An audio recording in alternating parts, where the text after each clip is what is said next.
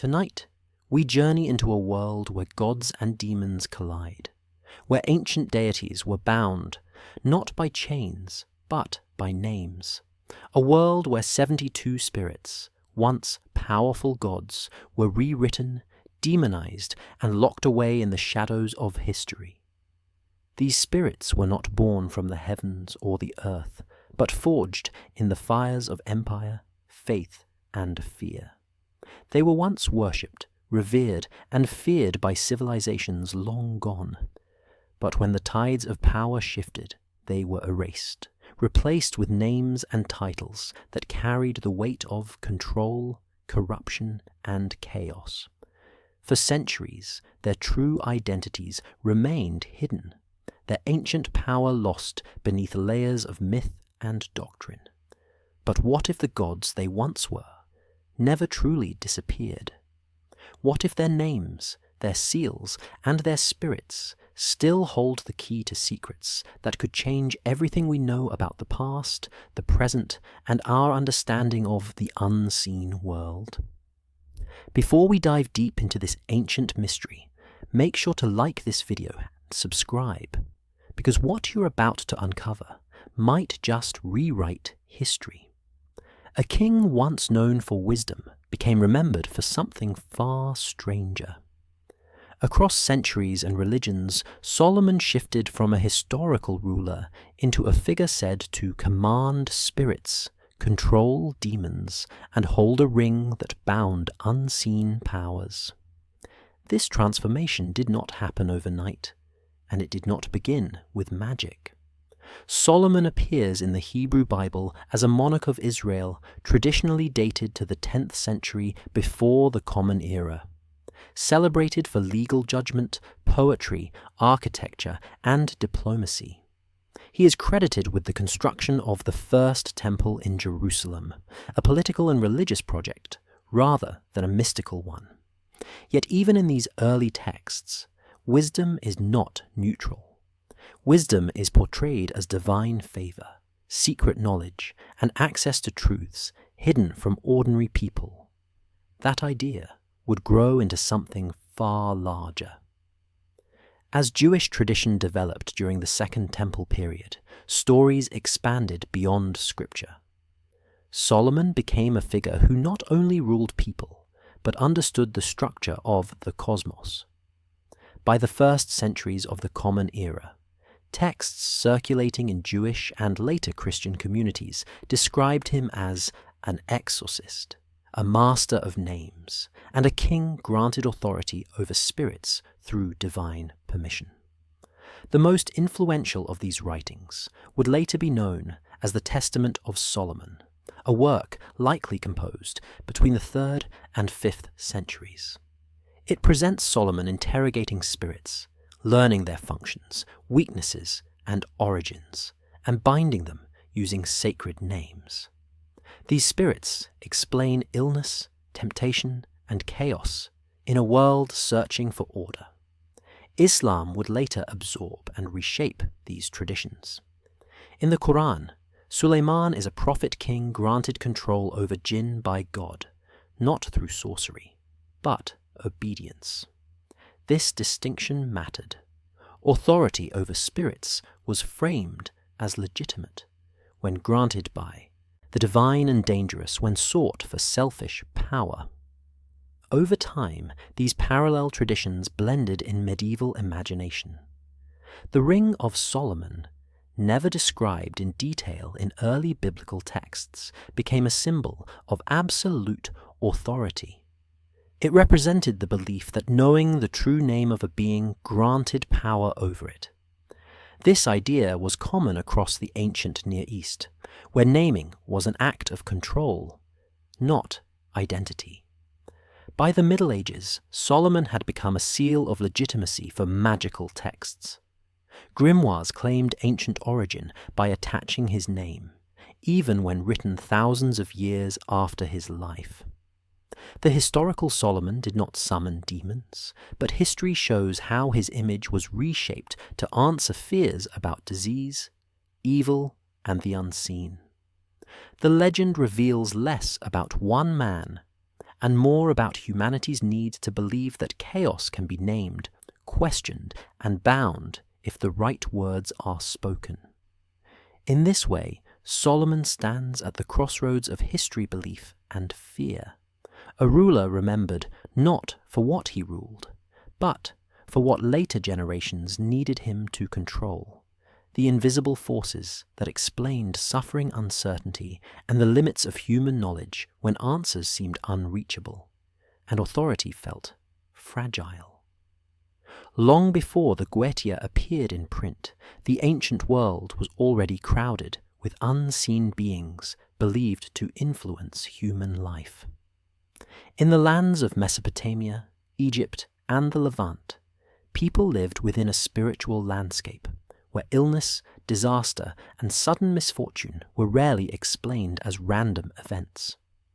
Instead, they were attributed to spirits, wandering forces, or hostile entities that moved between the divine and human worlds. Clay tablets from Mesopotamia, dated as early as the 2nd millennium before the Common Era record, long lists of demons, protective spirits, and minor gods, each associated with specific harms and specific cures. These were not stories, but practical manuals used by priests and healers who believed that naming a spirit correctly was the first step toward controlling it. Amulets were carved with symbols and words meant to repel danger, and exorcisms were spoken aloud as formal procedures rather than dramatic rituals. In ancient Egypt, similar practices existed alongside a complex system of gods and lesser beings. Texts like the coffin texts and later the Book of the Dead include spells designed to ward off hostile forces in both life and the afterlife. These spells relied on divine names and a precise language, reinforcing the idea that power flowed through correct knowledge rather than brute strength. As cultures interacted through trade, conquest, and exile, these ideas traveled. When the Israelites lived among Mesopotamian societies during periods of captivity, elements of these spiritual systems entered Jewish thought. By the time of the Second Temple period, Jewish literature had developed detailed angelic hierarchies and named demonic figures, not as gods, but as rebellious or corrupted forces, under divine authority. Texts like the Book of Tobit describe angels and demons interacting directly with human life, particularly through illness and temptation. Exorcism traditions also grew, focusing on the invocation of sacred names rather than physical confrontation. These practices laid the groundwork for later Solomonic legends. Solomon was not invented as a master of spirits in a vacuum. He was placed into an already existing framework, where wise figures were expected to understand the unseen order of the world. Catalogues of spirits appeared because categorization brought comfort. If an invisible threat could be listed, named, and assigned a function, it became less terrifying. By late antiquity, lists of angels and demons circulated widely, each claiming ancient authority. These catalogues were copied, edited, and reinterpreted across centuries. When medieval scholars later compiled grimoires, they were not creating something new, but inheriting a long tradition of spiritual bookkeeping. The Goetia would eventually emerge as one expression of this impulse, but its roots stretch back thousands of years, to a time when survival depended on understanding forces that could not be seen, measured, or challenged directly, only addressed through words believed to carry power. The Testament of Solomon stands at the center of nearly every later legend that links the King of Israel to the control of spirits. This text did not appear during Solomon's lifetime, nor in the early biblical period. Most scholars date its composition between the 3rd and 5th centuries of the Common Era. a time when Jewish, Christian, and Greco-Roman ideas freely mixed across the Eastern Mediterranean. The work survives in multiple Greek manuscripts with variations, which already tells us something important. It was copied, edited, and reshaped over generations, not preserved as a fixed sacred text. In the Testament, Solomon is portrayed not as a magician seeking power, but as a divinely authorized ruler who receives a ring from God through the archangel Michael. This ring allows him to summon, bind, and question spirits that interfere with the construction of the temple. Each spirit is brought before Solomon and forced to reveal its name, its function, the harm it causes, and the angelic power that can restrain it.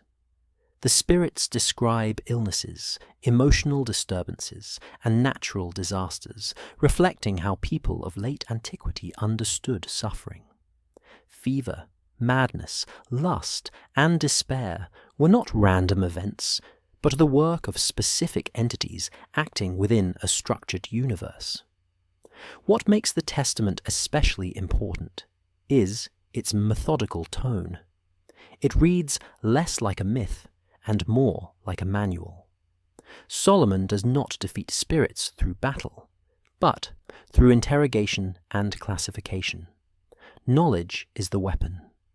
The text repeatedly emphasizes that divine permission is what grants authority, drawing a clear line between legitimate control and forbidden magic. This distinction allowed later religious readers to accept the text without seeing it as heretical. Over time, the Testament became a foundation for medieval demonology. Names, descriptions, and functions found in later grimoires echo its structure, even when details change. The famous idea that knowing a spirit's true name grants power over it can be traced directly to this work. Yet, it is important to note that the Testament does not present a fixed list of 72 spirits. That system would develop centuries later. Instead, it offers a flexible framework where spirits are numerous, organized, and subordinate to a higher order. The influence of the Testament spread quietly through monastic libraries and scholarly circles, shaping how invisible forces were imagined long before the Goetia was compiled. It transformed Solomon into a symbol of cosmic order, a figure who represented the hope that chaos could be questioned, catalogued, and restrained through wisdom rather than fear. In this way, the Testament functioned as a bridge between ancient demon lists and later magical handbooks, preserving older ideas while giving them a moral structure that aligned with emerging religious authority. It also explains why Solomon's name carried such weight in later centuries, because his authority was portrayed as granted, regulated, and ultimately limited by a higher divine order that could not be challenged by human ambition alone. This idea reassured readers who feared uncontrolled spiritual power in society. In the ancient and medieval world, demons weren't symbols of rebellion or evil in an abstract sense, but practical explanations for why life so often turned against the living. When a child fell ill without warning, when a strong person lost control of their thoughts, or when a village was struck by sudden disaster, people did not search for invisible germs or natural causes. They searched for intention. Spirits provided answers where knowledge ended. Medical texts from Greece, Rome, and the Near East regularly blended physical treatment with spiritual cause. Fever could be traced to a hostile entity, dryness of mind to a wandering spirit, and uncontrollable desire to a force that entered through dreams. This way of thinking did not mean people were foolish. It meant they were working with the tools available to them. Naming a demon turned chaos into something understandable and therefore manageable. Jewish, Christian, and later Islamic traditions inherited this worldview and refined it. Demons became specialists, each linked to a specific harm. Some caused illness, others inflamed pride, anger, or despair. Others were blamed for accidents, crop failure, or storms. These explanations allowed communities to respond with rituals, prayers, fasting, and moral correction. If suffering had a cause, then it also had a solution. Exorcism became a form of treatment. Written formulas, spoken names, and sacred objects were believed to restore balance by forcing the hidden cause to withdraw. Over time, moral failure also became connected to demonic influence. Temptation was not simply weakness, but pressure applied from outside. This idea reduced personal shame while reinforcing social rules. A person could resist with faith discipline and guidance.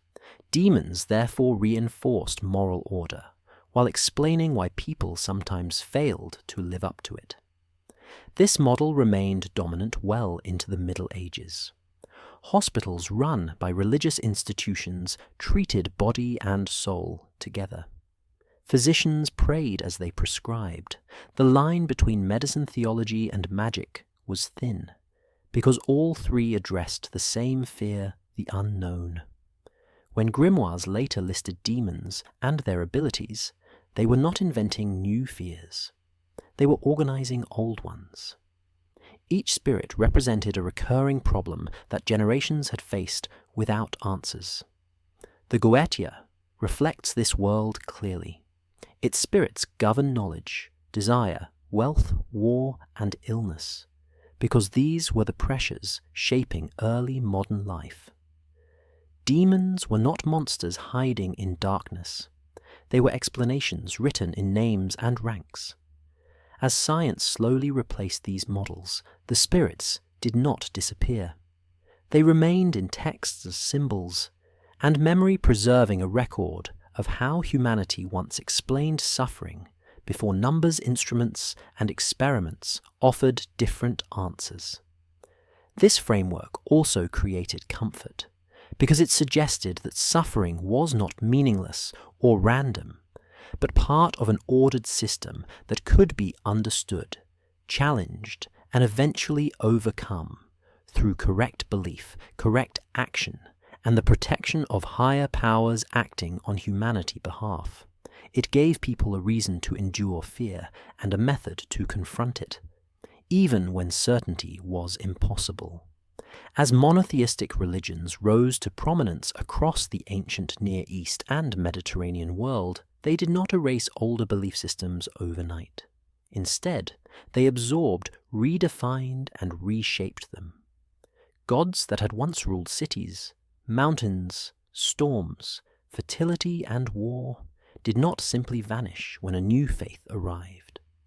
Their temples fell silent, their rituals faded, but their names and attributes remained in cultural memory. The easiest way to deal with these lingering figures was not to deny their existence, but to reclassify them. This process slowly transformed rival gods into demons. In early Israelite religion, traces of this shift are already visible. Texts written between the 9th and 6th centuries before the Common Era emphasize loyalty to one god, while portraying other deities as false, powerless, or dangerous. Yet the language often suggests these beings were still believed to exist, just no longer worthy of worship. As Judaism developed during and after the Babylonian exile, this idea sharpened. The universe became more clearly divided between a supreme god, loyal angels, and rebellious spirits. Former gods of neighboring cultures were increasingly described as Shedim, or malicious forces that misled humanity. Christianity inherited this framework and expanded it. As the faith spread through the Roman Empire, it encountered hundreds of local gods tied to daily life. Rather than debate theology with every community church, Writers reframed these deities as demons masquerading as gods. This move was effective. It allowed Christians to explain pagan miracles or visions without validating pagan belief. Power did not disappear, it was redefined as deceptive. Early church fathers like Justin Martyr and Augustine argued that pagan gods were real entities, but fallen ones feeding on worship to maintain influence. This interpretation preserved monotheism while acknowledging the spiritual experiences people reported. Over time, this view hardened into doctrine. By the early Middle Ages, the idea that pagan gods were demons became widely accepted across Europe. Missionaries reused old sacred sites, dedicating them to saints, while warning that the old gods now lurked as malevolent spirits. Names changed, roles shifted, but the figures remained familiar. This process was not limited to Europe. In the Islamic world, jinn occupied a similar role. Pre-Islamic spirits tied to desert and nature were not denied, but placed under divine law. Some were obedient, others rebellious. The pattern repeats across cultures because it solved a problem. New religions needed to explain why old beliefs had power without admitting equal authority. Demonization achieved that goal. By the time grimoires like the Goetia appeared, this long process had already reshaped the spiritual landscape. Names that once belonged to gods were copied, altered, and assigned ranks under a new system. A former storm god might become a duke of hell, governing winds. A fertility figure might become a spirit of desire. These transformations were not historical records of fallen gods, but reflections of religious conflict memory and adaptation. The phrase "gods turned demons" describes a pattern, not a single event. It shows how belief systems compete, survive, and overwrite one another while leaving traces behind. What remains in demon lists is not ancient religion preserved intact, but ancient religion refracted through centuries of polemic fear and reinterpretation, shaped by the need to establish one truth, while explaining why others once felt real and powerful. The Solomonic tradition did not travel through history as a single book or fixed doctrine, but as a scattered collection of manuscripts copied quietly across centuries.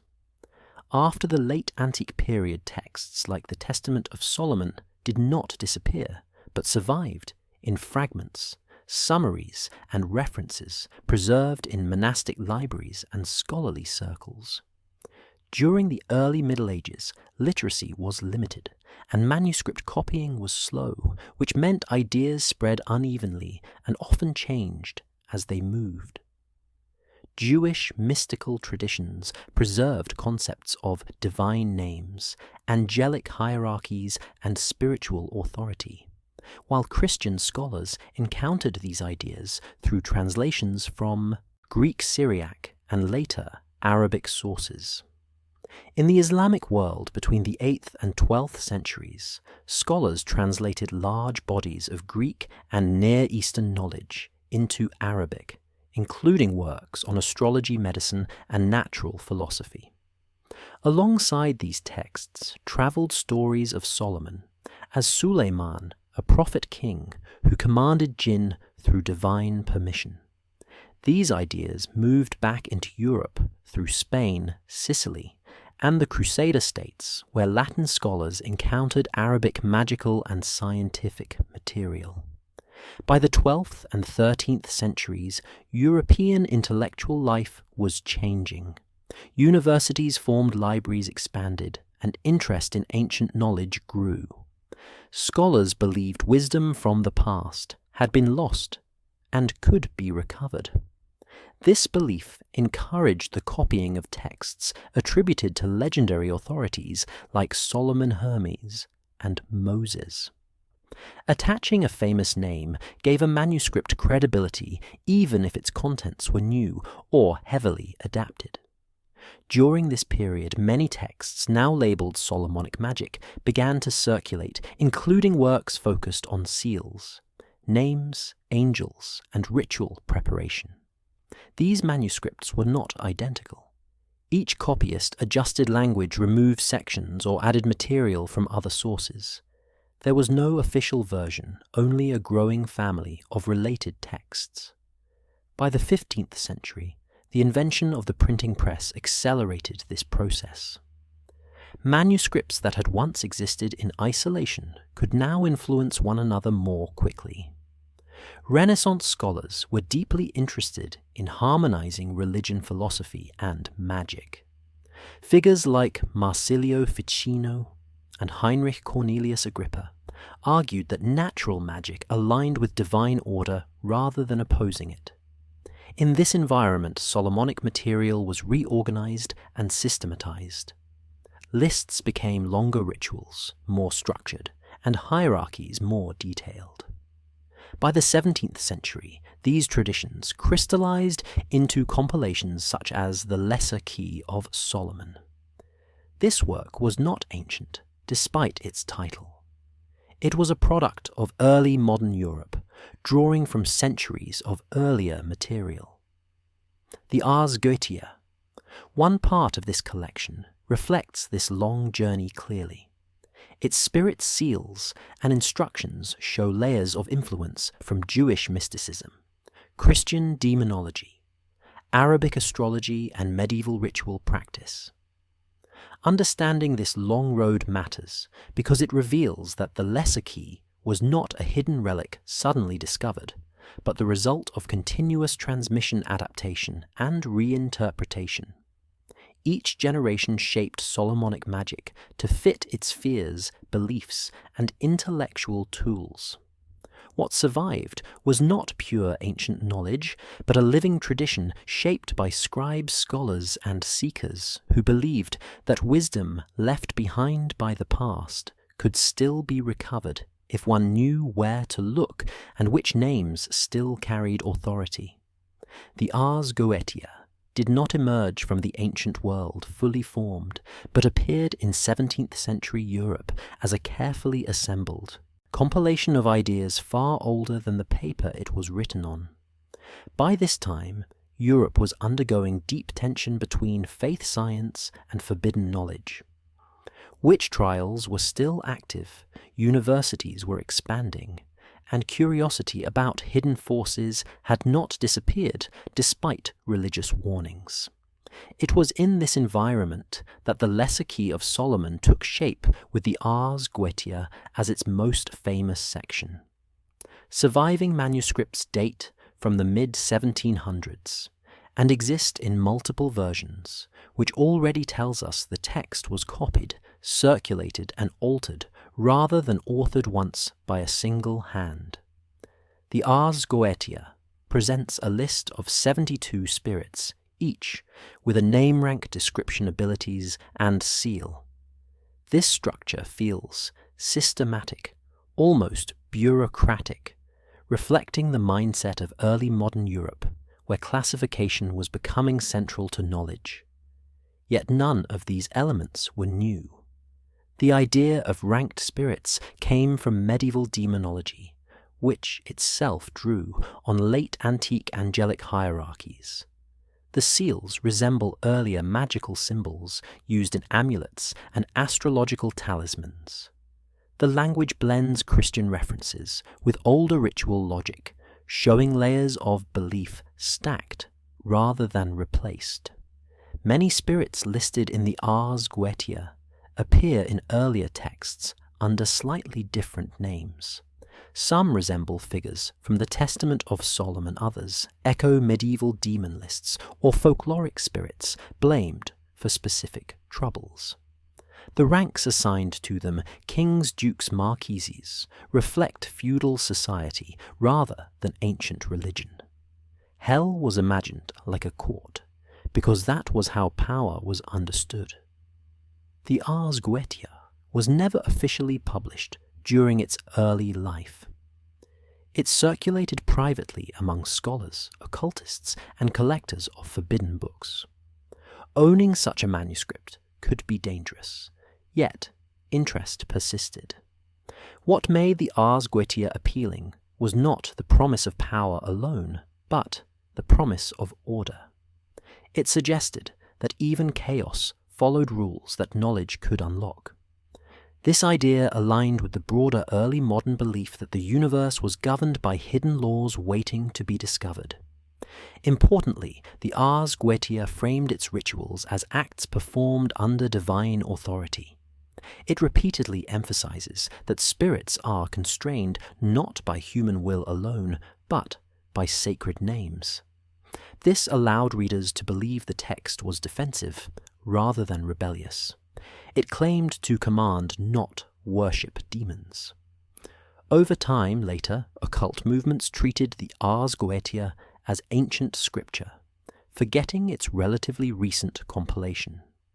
Its authority grew precisely because its origins were obscured. Understanding that it is a 17th century work changes how it should be read. It is not a window into lost pagan priesthoods, but a mirror of early modern anxiety, curiosity, and inherited tradition. The Ars Goetia stands as proof that old beliefs rarely disappear. They are gathered, reorganized, and presented anew when societies once again feel the need to name the forces they fear but cannot see. The number 72 holds a special place in many ancient and medieval traditions, long before it was attached to spirits in the Ars Goetia. In Jewish tradition, the number appears in connection with the 72 names of God, derived from 3 verses in Exodus chapter 14. Each verse contains 72 letters, which were interpreted through mysticism to create a matrix of divine names. These names were believed to hold great power for protection, healing, and understanding the hidden structure of the universe. Similar patterns appear in Greek and Egyptian thought, where 72 marked divisions of time and space. The ancient Egyptians used 72 to divide the hours of night and day for astronomical and ritual purposes. In Hellenistic astrology, 72 became important in calculating planetary cycles and the precession of the equinoxes. Later, Jewish mystics in the early centuries of the Common Era connected these numerical patterns with angels and spirits, seeing a cosmic order expressed in numbers.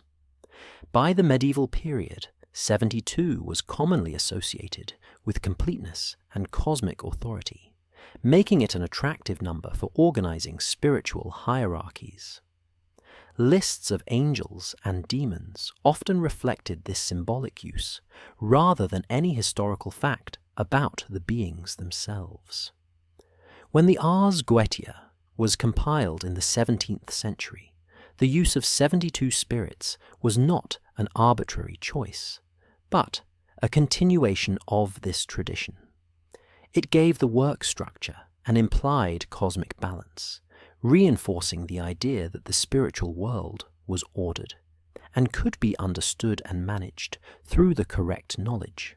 Scholars note that while 72 appears repeatedly across cultures and texts, it is impossible to identify a single origin for its magical significance. Instead, it reflects a convergence of numerology, astronomy, and religious symbolism across centuries. The number creates a bridge between divine order and human attempts to control unseen forces, suggesting that each spirit in the list occupies a necessary place in a broader system. This numerological approach also gave legitimacy to the rituals associated with the spirits.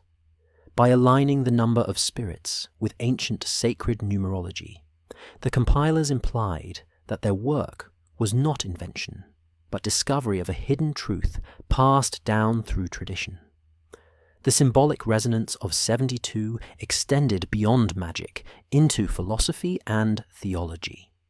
It indicated completeness, authority, and a reflection of divine harmony.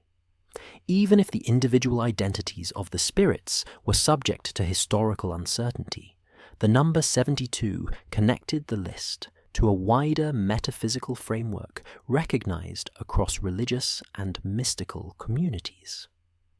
Understanding why 72 matters allows us to see the Ars Goetia not simply as a catalogue of demons, but as a product of layered traditions where numbers shaped meaning, order, and perceived control over the spiritual universe.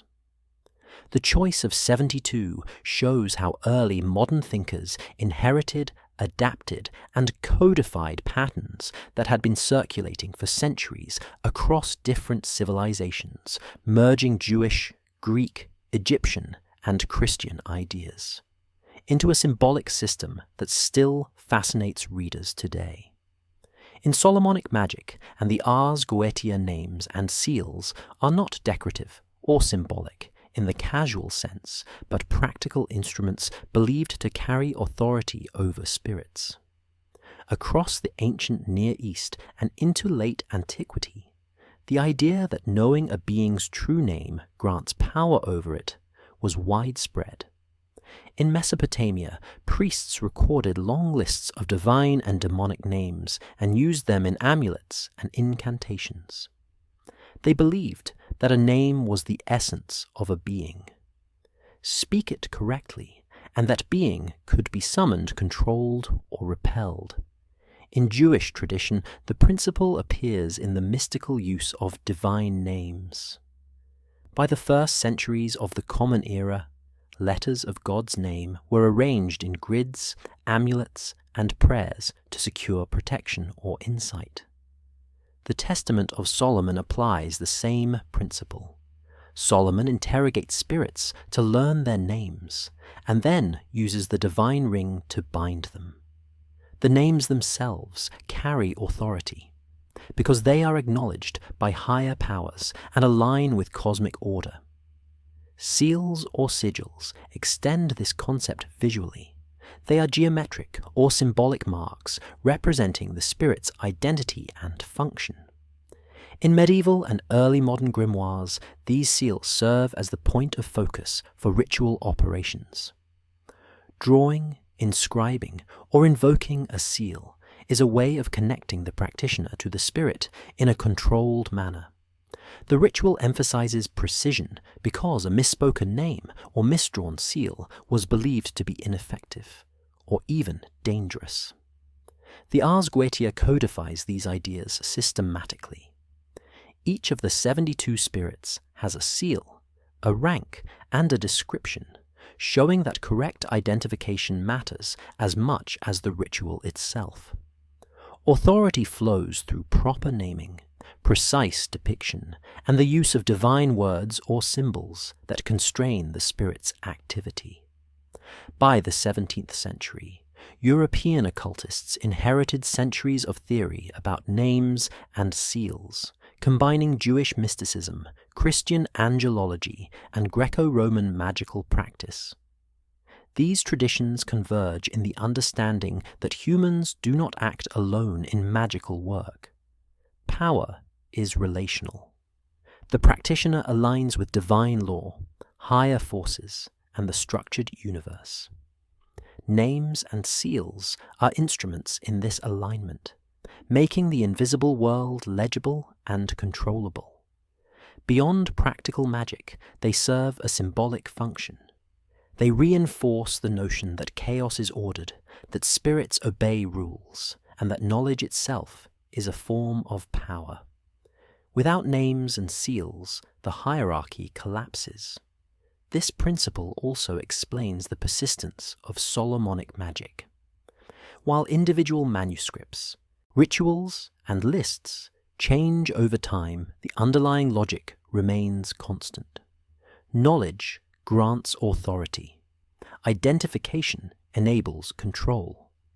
The practitioner is not invoking arbitrary forces, but participating in an inherited system where accuracy, discipline, and reverence produce predictable results. Understanding the role of names and seals shows that the Ars Goetia is less about fantasy and more about centuries of careful thought about how humans might safely interact with forces they believed shaped illness, misfortune, desire, and the unseen world. It is a map of authority, not simply a catalogue of demons. The 72 spirits listed in the Ars Goetia are not uniform in origin, but represent a composite of multiple traditions layered over centuries. Some trace directly to biblical sources, reflecting angels, fallen angels, or figures mentioned in apocryphal texts.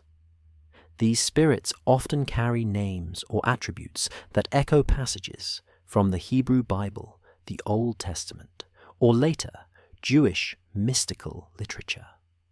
Other entries derive from classical antiquity, adapted from Greco-Roman deities, spirits, or mythological figures whose functions were reshaped to fit a monotheistic worldview. For example, storm gods, river spirits, or minor tutelary deities from pagan religions were reinterpreted as demons serving specific roles under divine oversight. Medieval Christian demonology further modified these figures. During the Middle Ages, scholars and clergy systematized spirits into ranks, names, and domains, influenced by angelic hierarchies, scholastic classifications, and ritual manuals. The aim was to create a framework that aligned with Christian theology, ensuring that all spiritual power ultimately answered to God. Early modern compilers of the Ars Goetia added their own innovations.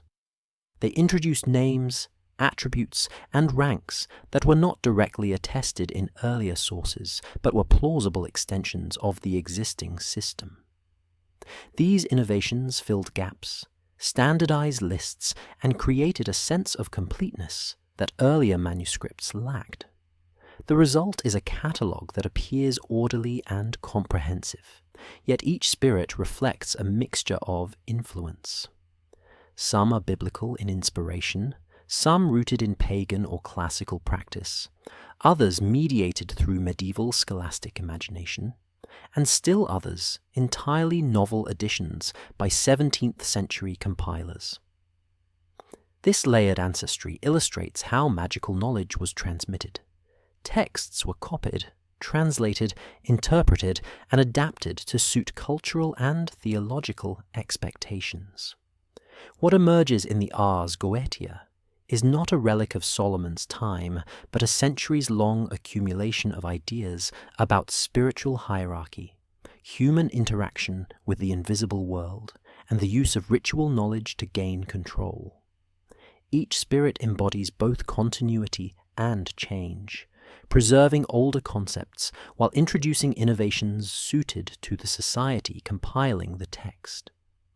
The catalogue also shows the global movement of ideas.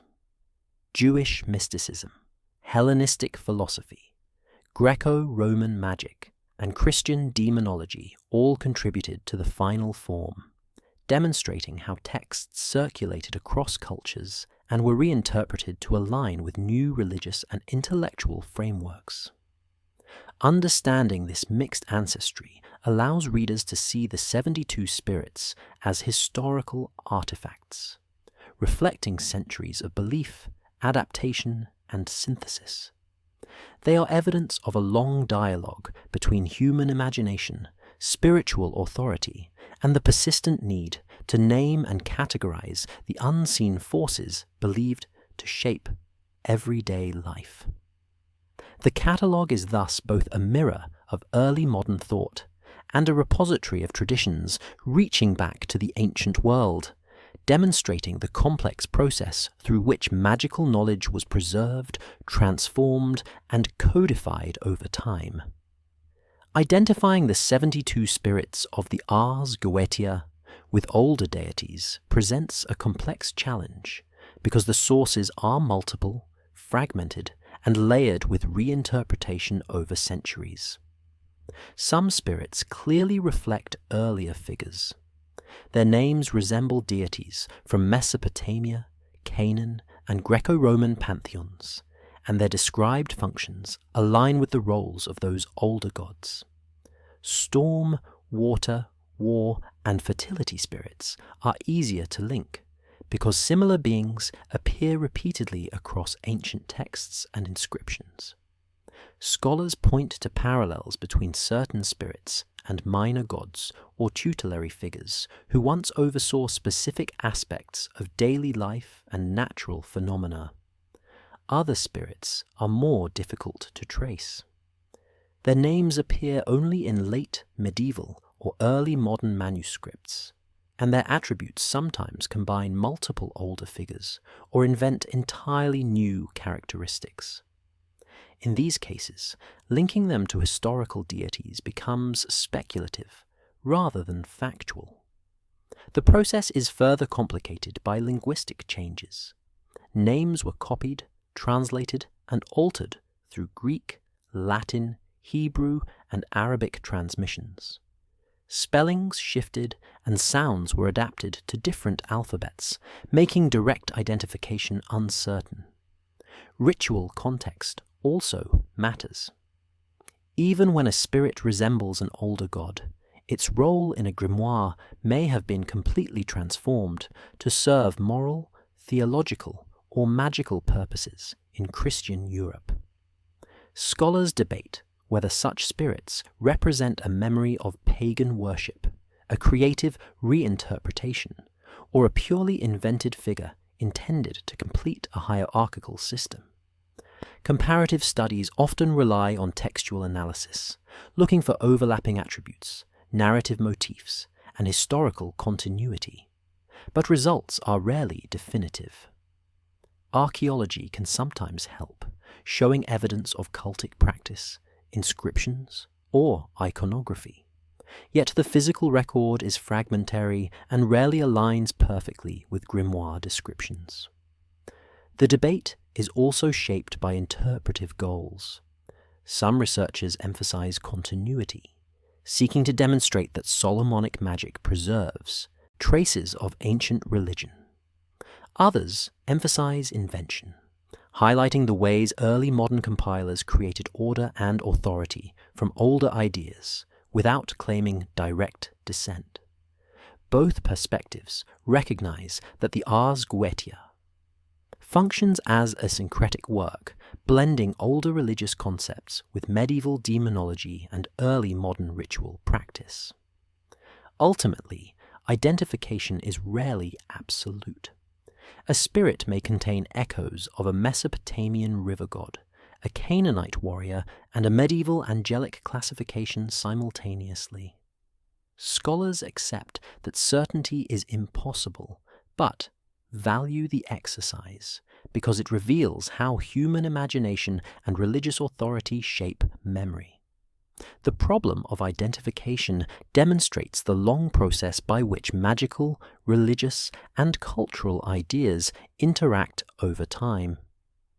It shows that spirits are not simply borrowed deities, nor entirely invented figures, but a hybrid reflecting centuries of adaptation, translation, and reinterpretation. Understanding these limits is crucial to studying the Ars Goetia historically, revealing the ways belief, culture, and scholarship intersect in the formation of a system that appears systematic, yet is the product of ongoing negotiation between past and present. In the Ars Goetia and other early modern grimoires, many spirits are assigned ranks such as king, duke, marquis, or president, a system that reflects European social structures more than ancient religious hierarchies. By the 17th century, Europe had long been organized around feudal and aristocratic orders, where authority was hierarchical, clearly defined, and inherited. Kings ruled over dukes, dukes over counts, and so on. Early modern occultists borrowed this familiar framework to organize spiritual forces in a way that made sense to readers and practitioners.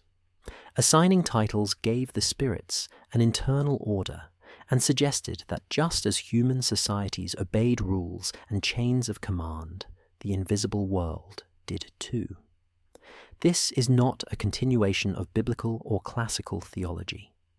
Ancient texts rarely described demons or gods with such formalized titles.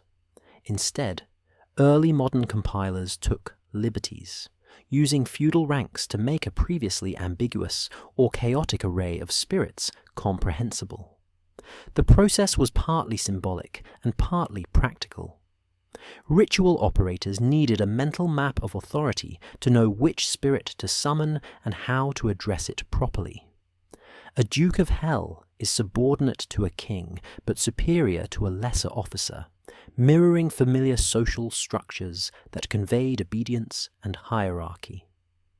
Historians note that these titles also reflect the influence of contemporary political ideas, particularly the consolidation of centralized power in Europe during the 16th and 17th centuries. By presenting demons in a courtly order, compilers reinforced the perception that mastery over the spiritual world required knowledge, protocol, and respect for rank, just as authority in society required etiquette, titles, and allegiance.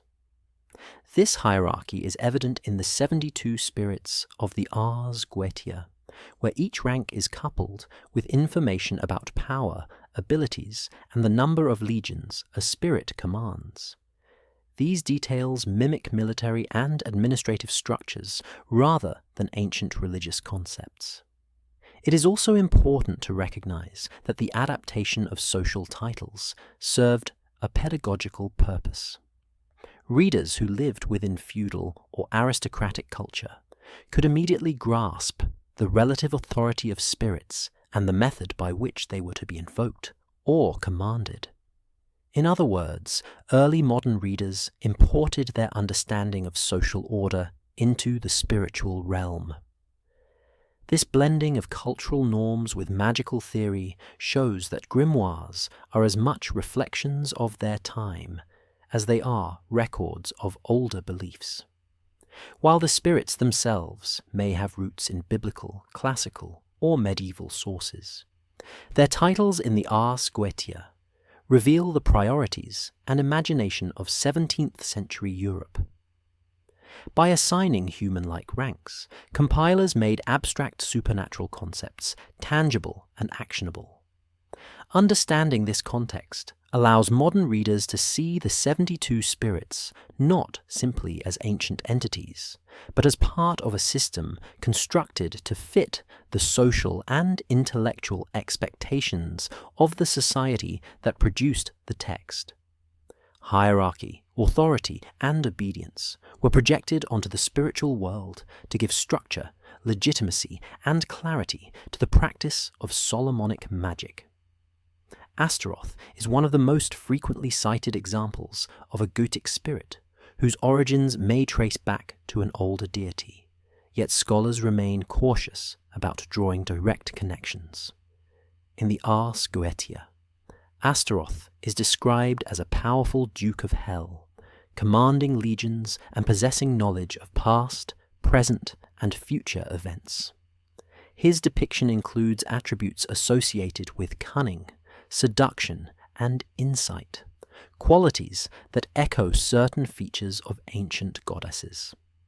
Comparisons are often made to Astarte, a major Near Eastern goddess worshipped in Canaan, Phoenicia, and Mesopotamia from at least the 2nd millennium before the Common Era.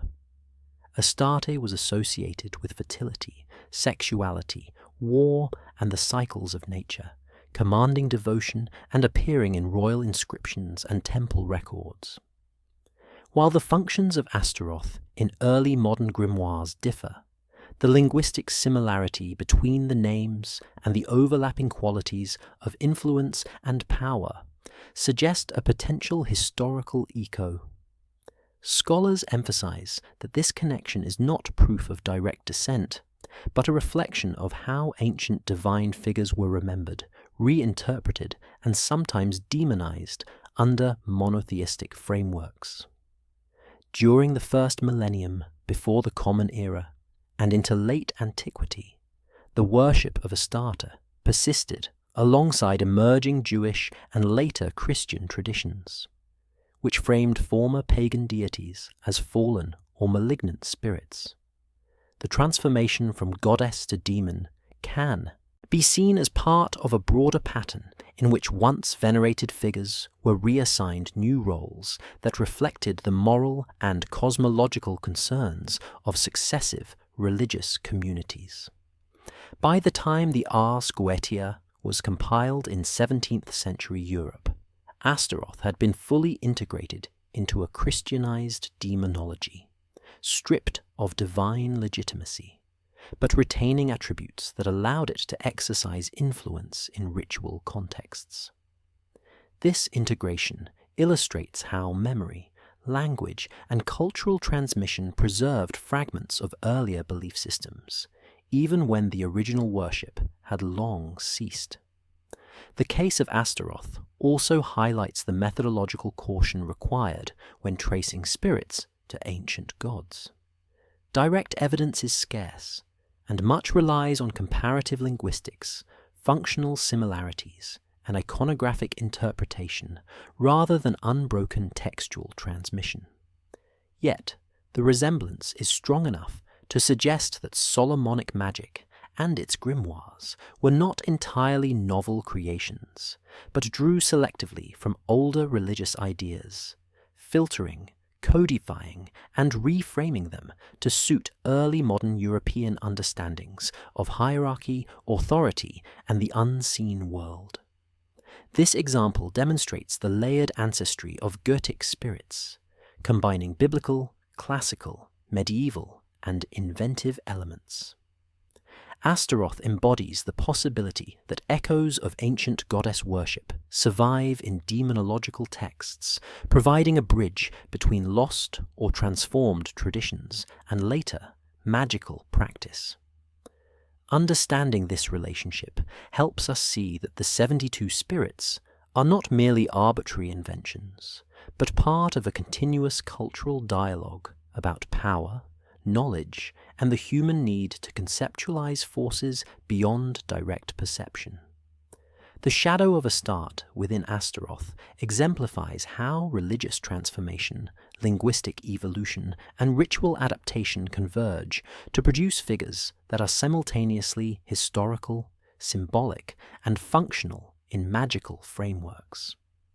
The term Baal has caused confusion for scholars and readers for centuries because it functions as a title rather than a single, fixed deity. In the ancient Levant, Baal simply meant lord or master, and could be applied to multiple local gods, particularly those associated with storms, fertility, and agriculture. Texts from Ugarit dated to the 14th and 13th centuries before the Common Era describe Baal-Hadad as a storm god who waged battles against sea and death. But other cities and regions had their own Baalim with different attributes and roles. This multiplicity meant that references to Baal in the Hebrew Bible, later Jewish commentary, and early Christian writings could refer to very different figures depending on context. Ancient Israelites often encountered these regional Baalim during periods of contact, conquest, and settlement, leading to polemical texts warning against their worship while preserving memories of their powers and stories. In demonological compilations, like the Ars Goetia Baal appears as a spirit with specific powers, yet it is impossible to equate this figure with any single historical Baal. Compilers were drawing on textual memory, linguistic echoes, and functional association rather than eyewitness knowledge. This is compounded by translation. The Hebrew Bible and Greek Septuagint render Baal in ways that sometimes obscure whether a particular passage refers to a deity, a title, or a general concept of lordship. Latin and vernacular translations in the Middle Ages further layered interpretations. The result is centuries of accumulated ambiguity that scholars must navigate carefully. Understanding Baal as a title helps explain why multiple spirits bearing the name or variations appear in grimoires, each with different domains and characteristics. They are not copies of one god, but reinterpretations, filtered through cultural memory, religious polemic, and magical systematization. The conflation of Baal as a singular identity has led to errors in popular understanding, where Baal is often imagined as one all-powerful entity, rather than a term historically applied to a spectrum of deities. Archaeological evidence, including inscriptions, temple remains, and iconography, confirms the diversity of Baalim and the local nature of worship, highlighting that ancient populations were not unaware of the distinctions, even if later texts obscure them. In early modern Europe, the term became further abstracted as it entered magical texts. Compilers incorporated Baal as a demon with clearly defined attributes and rank, integrating the name into hierarchical structures that had little to do with its original context.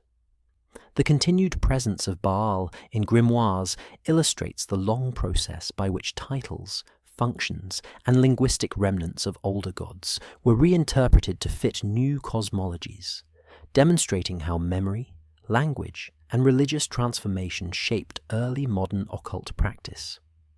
Recognizing Baal as a title rather than a single deity clarifies centuries of apparent contradictions and reveals how demonology inherits complexity from multiple historical layers rather than creating it ex nihilo. Asmodeus is one of the most prominent spirits in the Ars Goetia, yet his roots extend deep into Jewish and Persian-influenced traditions, long before the grimoire took shape in 17th century Europe. The earliest references to a figure resembling Asmodeus appear in Jewish texts, such as the Book of Tobit, likely composed between the 3rd and 2nd centuries before the Common Era. In this text, Asmodeus is associated with lust and the obstruction of marriage, a powerful force causing harm to human relationships. His presence reflects broader cultural anxieties about desire, morality, and divine justice. At the same time, Persian demonology influenced Jewish and later Christian understandings of malevolent spirits. Zoroastrian cosmology included demons or devas that sought to disrupt human order, representing chaos, temptation, and the struggle between good and evil. As Jewish communities interacted with Persian thought during the exile in Babylon and subsequent centuries, these concepts filtered into local beliefs, providing a framework for understanding spiritual interference in daily life. By late antiquity, Asmodeus had become integrated into a larger network of spirits, each with specific roles, yet still subject to divine authority. Early Jewish mystical and rabbinic texts describe methods to counter such forces using prayers, divine names, and ritual, demonstrating the practical concern with controlling these harmful entities. Christian demonology adopted Asmodeus during the Middle Ages, preserving his association with lust while expanding his symbolic function as a test of virtue. He appears in theological treatises, sermons, and manuals of exorcism, often categorized within the hierarchy of demons descending from fallen angels. This integration illustrates a pattern. Spirits originating in one cultural context were absorbed into new religious frameworks, their attributes reinterpreted, yet their feared powers maintained. By the time the Ars Goetia listed Asmodeus as a Duke of Hell, commanding legions and teaching knowledge of treasures and secrets, the figure had accumulated layers of meaning from multiple traditions. His depiction served both moral and magical purposes. Practitioners were reminded of human vulnerability to desire, and at the same time provided a ritualized method to confront and control that force through invocation and seals. Understanding Asmodeus historically highlights the complex interplay between textual transmission, cultural exchange, and evolving religious concerns. The figure is not a single invention, but a synthesis reflecting centuries of thought about spiritual authority, human weakness, and the power of ritual. Asmodeus exemplifies how spirits in the Ars Goetia are products of layered histories, combining Jewish narrative, Persian cosmology, and Christian moral interpretation into a single operative concept within early modern magic. The study of Asmodeus thus illuminates how fear, morality, and authority were mapped onto the unseen world, shaping both the practice of ritual magic and the enduring symbolic resonance of these spirits. Belial and its variant Beliar are unique among the 72 spirits because their names originate not from older gods, but from moral and legal concepts in ancient Hebrew texts. The word Belial first appears in the Hebrew Bible, particularly in passages from the 12th and 11th centuries before the Common Era, where it denotes worthlessness, lawlessness, or corruption. It was used to describe individuals or groups who acted in defiance of social, religious, or moral order. Over time, this term evolved, and by the Second Temple period, around the 3rd century before the Common Era, Belial began to take on more personified characteristics in Jewish apocryphal writings. In texts such as the Dead Sea Scrolls, Belial is depicted as a leader of forces opposing divine will, a figure orchestrating disorder and temptation rather than a deity with independent worship. This shift from abstract concept to personified antagonist illustrates a broader pattern in late antique thought, where moral or legal principles were reimagined as agents of cosmic conflict. In early Christian thought, the trend continued. Church fathers and theologians described Belial as a prince of evil or a demon representing sin and opposition to God. By the medieval period, these associations had solidified. Belial appeared in sermons, theological treatises, and manuals of exorcism as a spirit responsible for fomenting pride, deceit, and rebellion. Its inclusion in magical texts like the Ars Goetia reflects a further adaptation. Compilers imported morally charged figures into structured hierarchies of spiritual power, giving practitioners a concrete target for ritual operation. Unlike spirits derived from older pagan gods, Belial's authority is symbolic, derived from the enduring human concern with lawlessness, immorality, and the consequences of defiance. This origin explains why the attributes assigned to Belial in grimoires often emphasize cunning, seduction, and influence over societal disorder, rather than specific natural or celestial phenomena.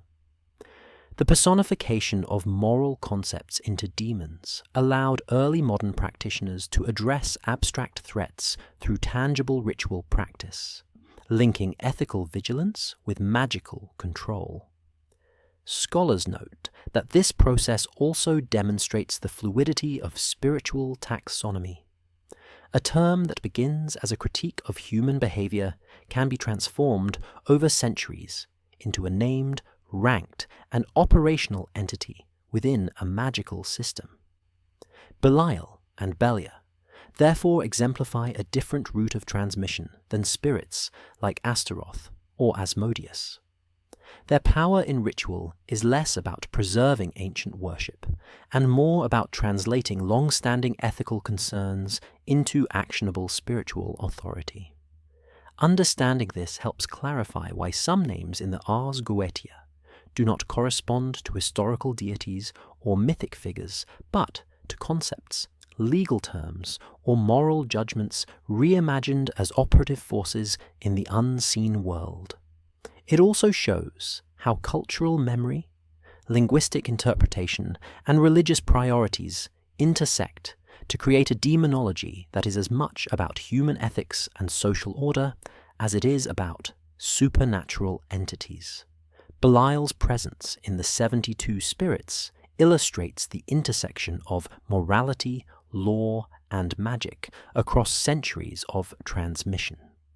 The decline of pagan temples across the Mediterranean world set the stage for new forms of religious authority and ritual practice focused on saints, relics, and the control of spiritual forces.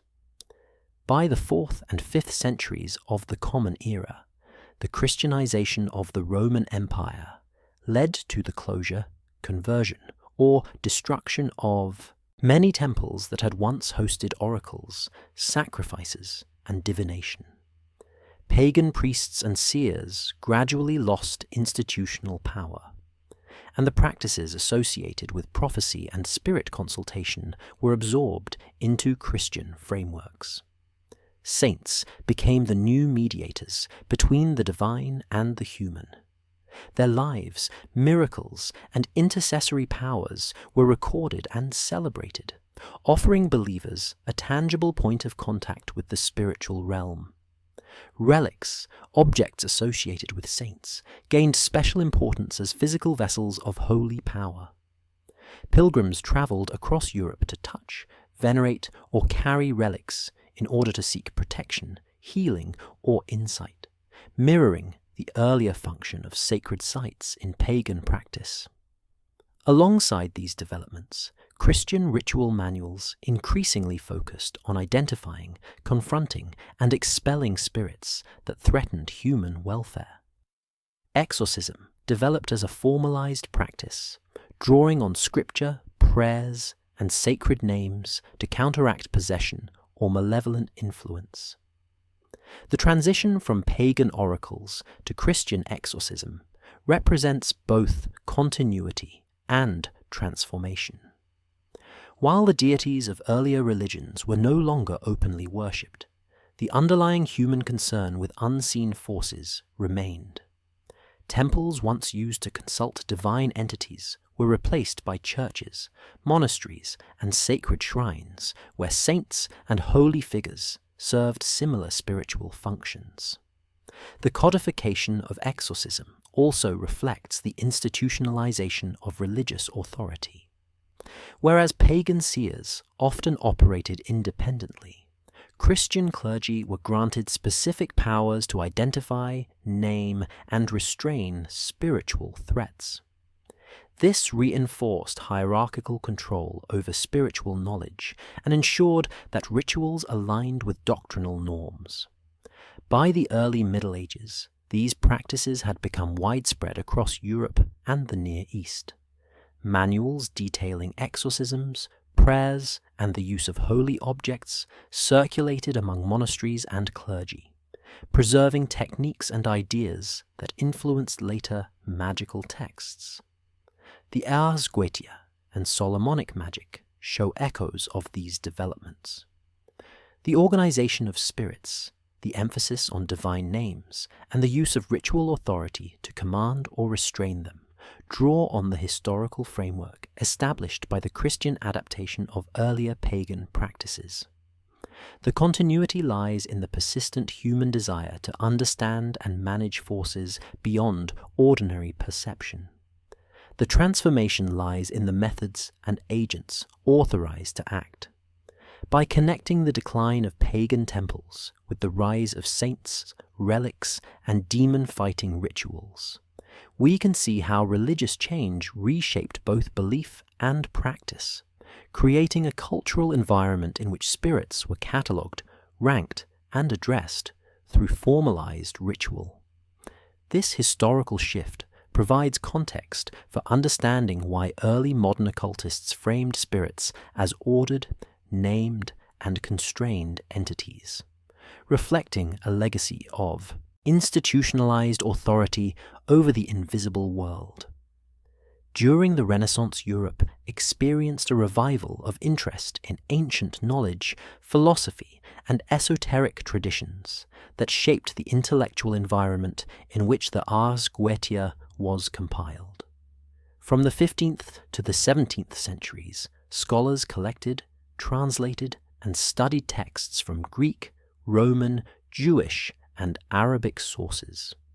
Universities and private libraries became repositories of manuscripts on astrology, alchemy, natural philosophy, and magic, reflecting a belief that hidden knowledge could illuminate the natural and spiritual worlds. Figures such as Marsilio Ficino in Italy translated and commented on Platonic texts, emphasizing the harmony of the cosmos and the power of the mind to engage with spiritual forces. At the same time, Heinrich Cornelius Agrippa, in the early 16th century, synthesized Christian, Jewish, and classical ideas in works on occult philosophy, demonstrating that magic could be understood as a rational system aligned with divine order. The Goetia entered this milieu as part of a broader effort to systematize knowledge of spirits and their powers. Manuscripts containing Solomonic magic circulated among scholars who sought to reconcile ancient texts, biblical authority, and practical ritual techniques. The 72 spirits were organized with names, ranks, attributes, and seals to create a coherent structure that reflected both inherited traditions and Renaissance intellectual priorities. Libraries served not only as places for study, but as symbols of authority. Ownership of esoteric texts indicated access to rare wisdom and the ability to engage with forces beyond ordinary perception. Compilers of the Ars Goetia drew on this cultural moment, integrating diverse sources into a codified system that could be taught, copied, and used within controlled ritual frameworks. The emphasis on textual preservation, precise language, and structured invocation mirrored contemporary humanist approaches to learning, demonstrating that magic and scholarship were often intertwined. Renaissance interest in the natural world also influenced the Goetia.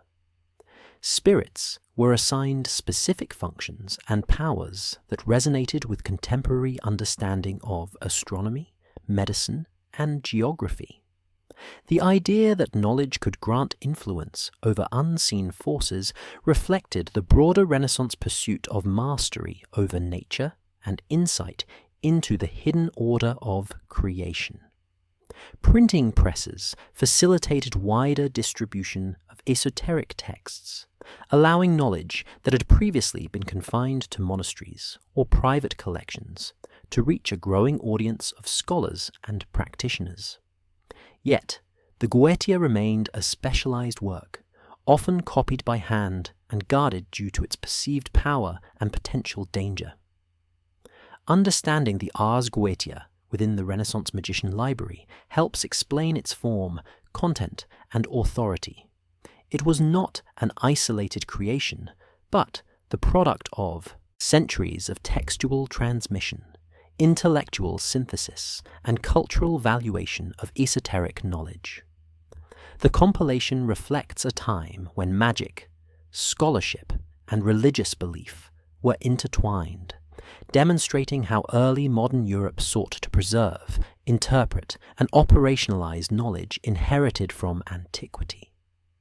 The Goetia's structured hierarchy, detailed seals, and emphasis on ritual precision are a direct outcome of this Renaissance synthesis, illustrating the human desire to categorize and control both seen and unseen worlds through disciplined study and esoteric expertise.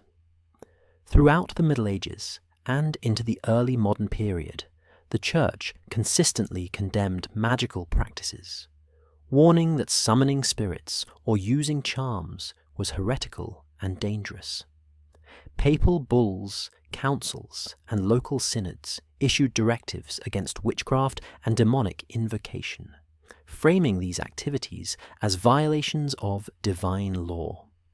Manuals for clergy instructed priests and inquisitors to identify, punish, and correct practitioners who engaged in forbidden arts. Despite this official polemic, everyday people continue to use magic for protection, health, and practical purposes, blending Christian ritual with older folk practices. Amulets, protective prayers, and household charms remained common, often invoking saints, biblical figures, or divine names, rather than overtly pagan spirits. In rural communities during the 15th and 16th centuries, such practices were especially widespread because access to formal clergy or medical treatment was limited. Folk practitioners incorporated elements of Solomonic tradition, astrological observation, and inherited local beliefs into their rituals, demonstrating that the boundary between sanctioned religion and practical magic was porous. Anthropological and historical studies show that these activities were not viewed as rebellious or evil by participants, but as necessary for survival and well-being. Even as inquisitions and witch trials intensified in parts of Europe from the 15th century onward, people secretly relied on charms, prayers, and ritual gestures to protect crops, livestock, or family members from illness and misfortune. The tension between church polemics and folk practice illustrates how authority and belief operated on different levels. Clerical condemnation sought to assert control, reinforce orthodoxy, and prevent perceived spiritual contamination. Yet lived religious experience accommodated inherited traditions that were not fully suppressible. The 72 spirits of the Ars Goetia and similar systems represent one extreme of this spectrum, codifying ritual knowledge in a scholarly and systematic way. Folk magic, by contrast, was pragmatic, flexible, and often orally transmitted, adapting to local culture, needs, and available materials. Both spheres, however, shared a concern with unseen forces, the use of words or symbols to effect change, and a structured understanding of spiritual power, even if the sources and terminology differed. Historical evidence indicates that even educated practitioners often drew on both elite and popular sources, combining learned ritual manuals with the observation of local custom. This interplay between church authority and everyday practice highlights the complexity of European magical culture. The persistence of folk rituals, despite repeated condemnation, shows that magical knowledge functioned as a parallel system of understanding and influence, operating beneath the surface of official doctrine. By contrasting church polemics with common practice, we can see that the history of magic is not simply a history of heresy and persecution, but also a history of adaptation, negotiation, and continuity. It explains why grimoires like the Ars Goetia were both feared and sought after, and why ordinary people maintained practices that echoed these more formalized systems. The study of these interactions reveals the layered social, religious, and cultural dimensions of magic in early modern Europe, bridging elite scholarship and everyday belief. The 72 spirits of the Ars Goetia can be understood not only as magical entities, but also as mirrors reflecting the fears, desires, and social anxieties of early modern Europe. Compiled during the 17th century, a period marked by religious conflict, plague, political upheaval, and rapid social change, these spirits embody concerns that preoccupied both elite and popular imaginations. They represent the unseen threats to order, morality, and health, addressing fears of deception, disease, and moral corruption. Spirits associated with lust or greed mirror anxieties about personal behavior and social cohesion, reflecting the moral preoccupations of clergy, scholars, and magistrates. Spirits with military or political attributes reflect concerns about authority, hierarchy, and the maintenance of power in a time of frequent war, dynastic disputes, and shifting allegiances. Early modern Europe also experienced unprecedented encounters with distant lands, new ideas, and previously unknown knowledge. Spirits with esoteric or secretive powers capture the fascination and fear generated by the unknown. Compilers of grimoires, like the Ars Goetia, encoded these anxieties into structured hierarchies, assigning ranks, legions, and domains to spirits in ways that mirrored contemporary social and political structures. This organization provided both practical guidance for ritual operators and a symbolic framework for understanding the world. The attributes assigned to each spirit frequently align with contemporary concerns about wealth, knowledge, influence, and temptation. In a society where access to education, texts, and information was limited, spirits became personifications of the desire for mastery, insight, and control. They allowed practitioners to imagine interacting with forces that could empower or punish according to skill, knowledge, and ritual precision. At the same time, the moralized characteristics of the spirits reflected prevailing religious and ethical frameworks, emphasizing obedience, virtue, and the dangers of transgression. These combined practical and symbolic elements illustrate how magical texts functioned as tools for navigating uncertainty. Spirits also reflect collective imagination regarding hierarchy and authority. Assigning kings, dukes, marquises, and presidents to supernatural entities mirrors early modern European feudal and bureaucratic structures, showing how social organization was projected onto the spiritual world.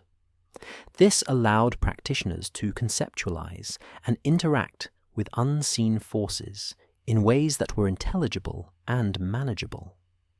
The synthesis of biblical, classical, medieval, and inventive elements in the 72 spirits demonstrates how cultural memory, religious ideology, and social context converge in magical practice. Understanding the spirits as mirrors of the age highlights that the Ars Goetia is not merely a catalogue of supernatural entities, but a historical document capturing the fears, aspirations, and social logic of its time. These spirits encode human concerns about morality, power, knowledge, and the unknown, providing insight into the worldview of early modern practitioners and the society in which they lived. They remain reflections of a culture negotiating authority, morality, and the unseen in an era of rapid change and pervasive uncertainty. The modern claim that the 72 spirits of the Ars Goetia were once fully fledged gods originates in 19th and 20th century scholarship and popular occult writing. Researchers and writers observed linguistic similarities, functional parallels, and mythic echoes between Goetic spirits and deities from Mesopotamia, Canaan, Greece, and Egypt, suggesting that these demons were transformed versions of older gods. This idea gained traction, in part because it offered a dramatic narrative connecting the ancient world to early modern magical practice, implying that religious and cultural memory had preserved divine power in altered form. Historical evidence supports some aspects of this claim. Linguistic analysis shows that names like Astaroth echo Astarte, and that certain attributes correspond to functions of ancient deities. Comparative mythology demonstrates that some spirits share traits with gods of fertility, war, or wisdom, and that early Jewish, Christian, and Islamic traditions often reinterpreted or demonized older gods when incorporating them into monotheistic frameworks. Archaeology and textual studies further confirm that memory of pagan figures persisted into late antiquity and medieval Europe, sometimes subtly influencing ritual and belief. However, the claim that each Goetic spirit can be definitively linked to a specific god is not fully supported by evidence. Many spirits have names, attributes, or ranks that appear only in late medieval or early modern sources, suggesting invention, synthesis, or reinterpretation rather than direct descent. Linguistic transformations, copying errors, and the overlay of Christian moral frameworks make precise identification difficult. The cataloguing, hierarchical structuring, and ritual attributes assigned in the Ars Goetia reflect early modern social and intellectual priorities as much as they preserve ancient memory. Additionally, some spirits derive from ethical or legal concepts, such as Belial, rather than historical gods, showing that the origins of Goetic figures are complex and varied. The historical record indicates that the process of demonization, adaptation, and codification involved centuries of reinterpretation, translation, and creative synthesis. Scholars now approach the gods they once were claimed cautiously, acknowledging the persistence of older ideas while recognizing the role of early modern compilers in shaping the system we see today. Understanding this context allows us to distinguish between what is historically plausible, what is symbolic, and what is inventive within the text. The idea that all spirits were formerly gods oversimplifies a process that was multifaceted, combining memory, moralization, and ritual innovation. Ultimately, the claim is partially supported. Echoes of ancient deities can be detected in some names and attributes, but the majority of the 72 spirits reflect layers of transmission, invention, and adaptation, specific to early modern magical and cultural contexts. Recognizing the limits of historical evidence enables a more nuanced understanding of the Goetia as both a repository of memory and a product of Renaissance and early modern esoteric thought. The invention of the printing press in the 15th century had a profound impact on magical texts, transforming fluid manuscript traditions into fixed and widely disseminated occult works. Before printing, grimoires were copied by hand, often varying significantly from one manuscript to another. Scribes adapted, edited, and sometimes omitted material according to local custom, personal interpretation, or practical needs, creating a diverse and decentralized textual culture. With the rise of printed editions in the 16th and 17th centuries, these variations began to stabilize. Texts like the Lesser Key of Solomon and the Ars Goetia were standardized, their contents, names, and ritual procedures fixed in ways that reached a broader audience than ever before. Printing also legitimized these texts within certain esoteric and intellectual circles, as consistent editions could be cited, shared, and preserved with authority. The process of canonization through print reinforced hierarchical structures of knowledge, allowing specific versions of rituals, seals, and spirit catalogues to dominate, while alternative or regional versions faded into obscurity.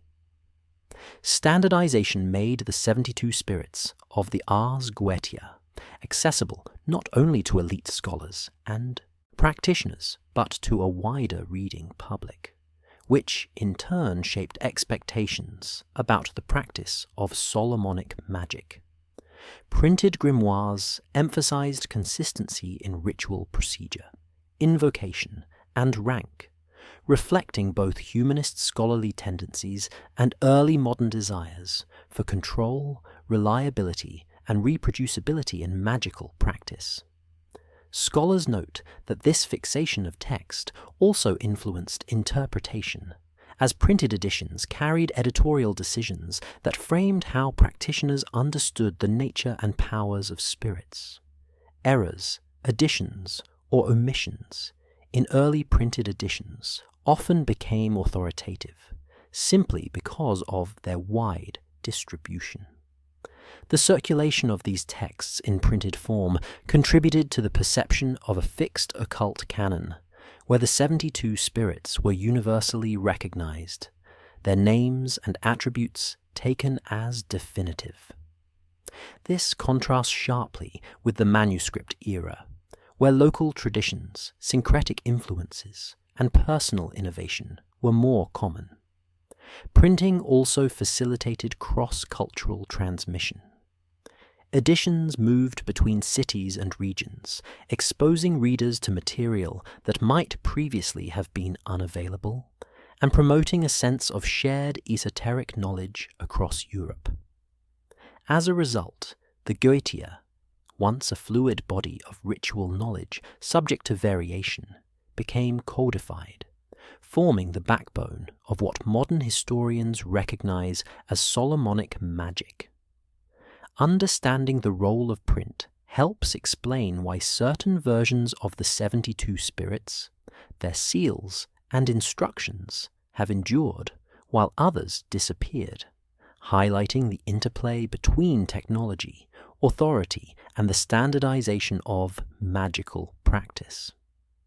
The printed canon shaped not only how practitioners engaged with spirits, but also how later generations have understood the history and structure of these texts, transforming local manuscript traditions into enduring cultural artifacts that continue to influence occult study today. From the 19th century onward, the 72 spirits of the Ars Goetia experienced a series of revivals that both popularized and simplified their complex history. Occultists, writers, and esoteric societies began to reinterpret the grimoires for modern audiences, often emphasizing sensational or theatrical aspects of the spirits, rather than their historical, cultural, and textual contexts. Figures such as Eliphas Levi in the mid-19th century framed these spirits within broader theories of magical correspondences, moral dualities, and symbolic hierarchies, presenting them as tools for personal empowerment and spiritual insight. In the 20th century, movements such as the Hermetic Order of the Golden Dawn further codified and ritualized Goetic practice, producing manuals and instructions that treated the 72 spirits as accessible, standardized entities. These revivals often overlooked the layered origins of the spirits, which include Jewish, Christian, classical, and invented elements, instead creating a narrative of unbroken occult transmission. Popular media, novels, and later digital resources contributed to the perception that the spirits were discrete, historically independent beings, detached from the complex processes of adaptation, demonization, and codification that occurred over centuries. Historical scholarship shows that many attributions, ranks, and attributes in the Ars Goetia reflect early modern European social, religious, and intellectual priorities, rather than direct continuity from ancient gods. Despite this, modern revivals frequently present the spirits as archetypal figures with singular identities, often conflating names and traits across texts and centuries. Misreadings also arose from translating, abridging, or selectively publishing grimoires, emphasizing striking stories or dramatic powers while neglecting ritual procedures, moral frameworks, and contextual commentary.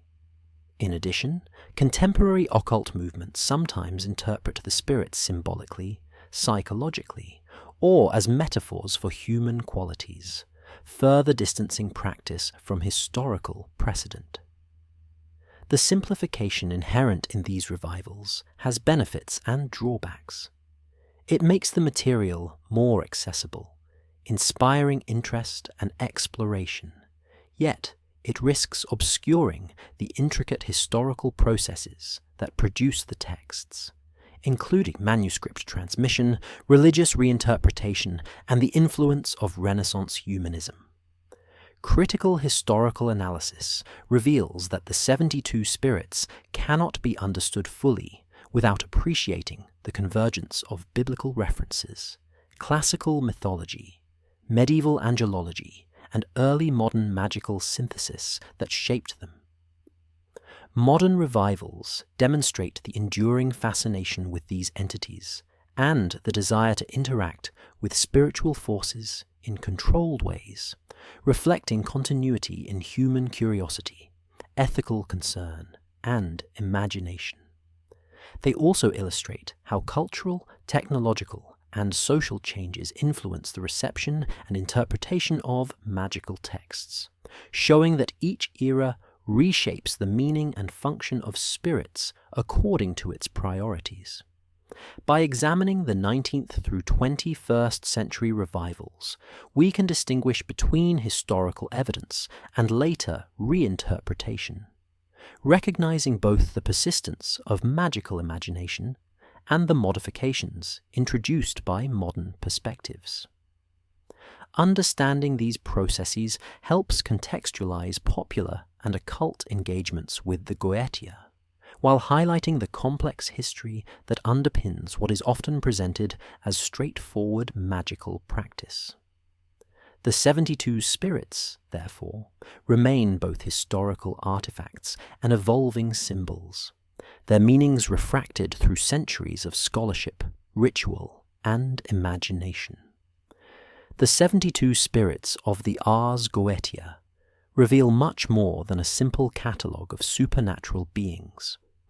They function as a mirror of cultural memory, preserving echoes of biblical, classical, and medieval thought while reflecting the concerns and anxieties of early modern Europe.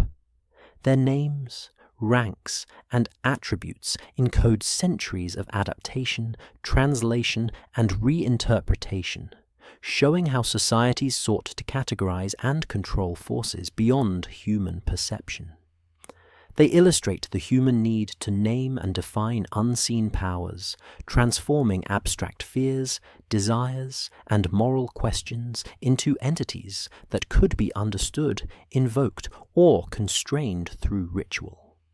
Historical evidence demonstrates that some spirits preserve faint traces of older deities, while others originate from moral, legal, or social concepts, highlighting the layered complexity of the collection. The process of codification during the Renaissance and early modern period reflects the intellectual priorities of the time, combining scholarly humanism, religious authority, and esoteric synthesis into a structured system.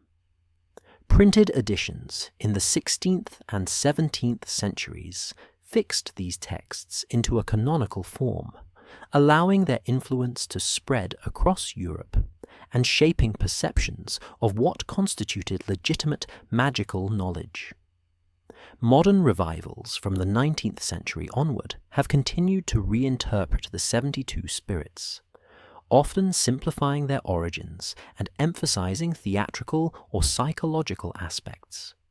Yet, even these reinterpretations reveal enduring human concerns with control, morality, knowledge, and the unknown.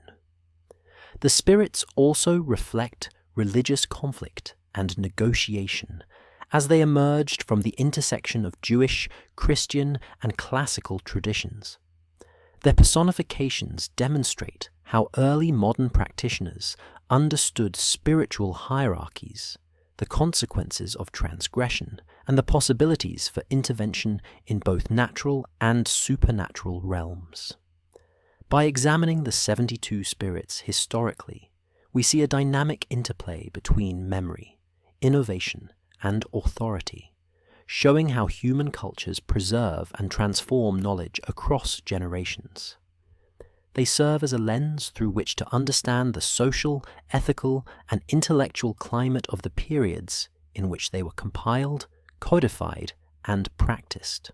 Ultimately, the 72 spirits exemplify the human impulse to confront uncertainty, to structure the unknown, and to maintain continuity with the past while addressing present needs.